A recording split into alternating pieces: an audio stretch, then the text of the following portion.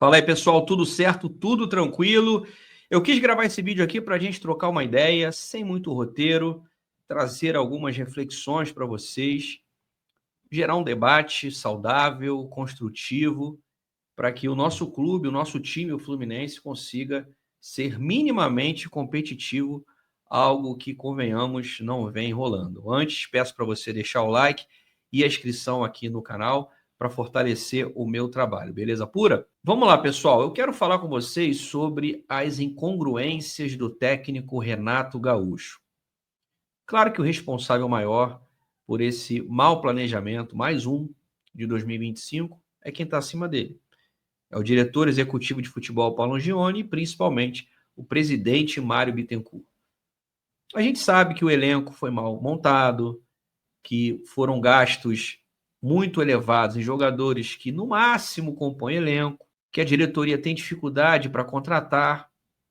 Não que falte grana, dinheiro tem, mas é muito mal utilizado. Afinal, desde a janela de 2024 até agora, o Fluminense já investiu mais de 200 milhões de reais em contratações. Então, grana existe, ela só é mal empregada.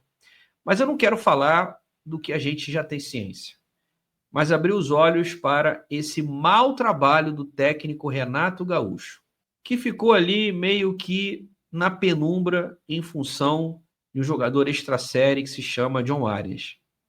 O colombiano acabou mascarando o péssimo trabalho tático do Renato Gaúcho.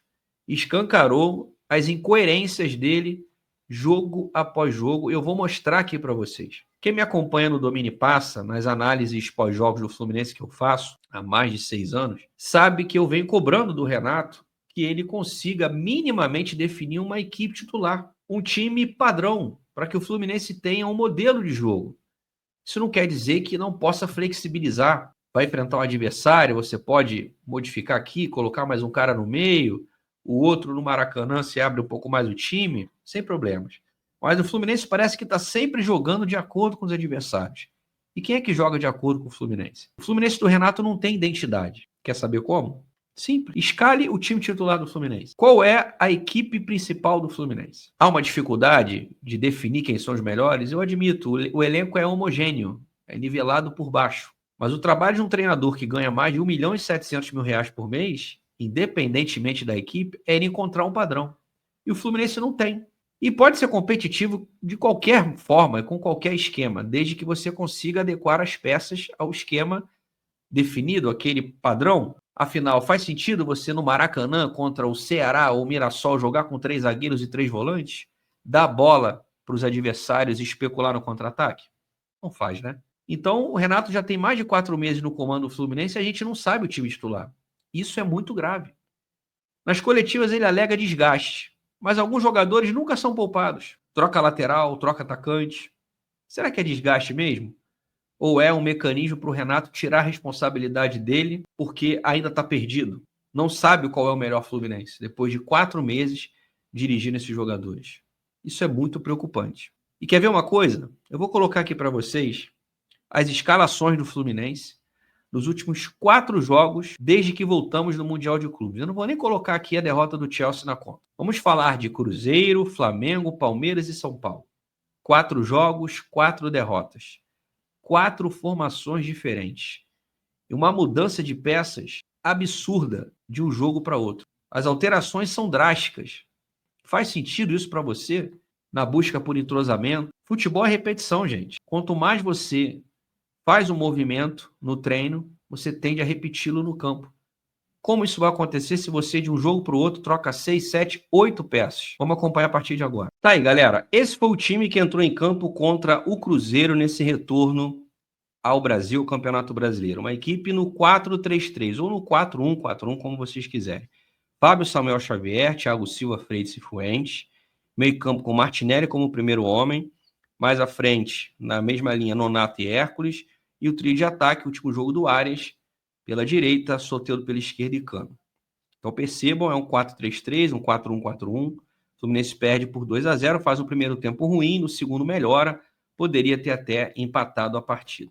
Guardem bem essa equipe. 4-3-3 contra o Cruzeiro, derrota por 2-0. Primeiro tempo ruim, segundo tempo bom, ok? Fluminense, Flamengo, Flamengo, Fluminense, Flamengo 1-0. Percebam que já mudou o esquema. E as peças. O Fluminense vai para um 3-5-2 e percebam que do jogo do Cruzeiro para a partida contra o Flamengo foram muitas mudanças, não apenas de esquema, mas de peças. Olha o jogo do Cruzeiro, meio campo com Martinelli, Nonato e Hércules. Olha o jogo do Flamengo, Martinelli, Bernal e Lima. Então percebam que só ficou o Martinelli. As laterais ou alas, o Renato trocou. Era Samuel Xavier e Fuentes, já virou Guga e René. E o ataque, que era formado por Soteldo, João Arias e Cano, já virou Canobi e Everaldo. Então, o Renato só repetiu 3 jogadores daquele jogo do Cruzeiro para o Flamengo. O Fluminense fez um jogo horroroso, sequer finalizou a gol e perdeu para o Flamengo por 1-0. Então já houve uma mudança drástica, não apenas de formação, mas de peças, jogadores e postura. O Fluminense contra o Cruzeiro atacou, criou chance, foram 3 bolas na trave. Contra o Flamengo, sequer finalizou. E apenas 3 jogadores jogaram as 2 partidas, iniciaram os 2 jogos. Vamos para o Palmeiras. Renato, mais uma vez, muda o time, volta para o 4-3-3. Troca as laterais, joga sem o Thiago Silva poupado, ele fica no banco. Muda o meio-campo de novo, só fica o Martinelli, saem Lima e Bernal, entram Hércules e Nonato. E o ataque com Serna, Soteldo, né? O Serna substituindo o Arias, Soteldo e o Cano. Já mudou. O Fluminense também ataca muito pouco, acaba perdendo para o Palmeiras num jogo que eu até julguei que o empate seria razoável. Mas não foi um bom jogo do Fluminense. Então já tivemos mais uma vez Cruzeiro 4-3-3, Flamengo 3-5-2 com 8 mudanças de peças. E aí vai para o Palmeiras com muitas mudanças de peça também e mudança de esquema. Olha aí, ó. Contra o Flamengo, Martinelli, Bernal e Lima. Contra o Palmeiras, Martinelli, Hércules e Nonato. Laterais, contra o Flamengo, Guga e René.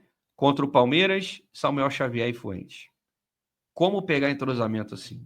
Como os jogadores vão dialogar se está toda hora mudando? E vamos ao jogo do São Paulo, do último domingo. O Fluminense perde por 3-1. Novamente começa o jogo no 3-5-2. Então percebam, jogou com o Cruzeiro no 4-3-3, com o Flamengo no 3-5-2, com o Palmeiras no 4-3-3 e volta para o 3-5-2. E novamente mudanças de peças. Sai Samuel Xavier, entra Guga.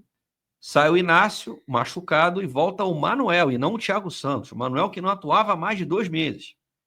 E aí do lado esquerdo o Renato teve um problema. Fuentes e René não estiveram à disposição.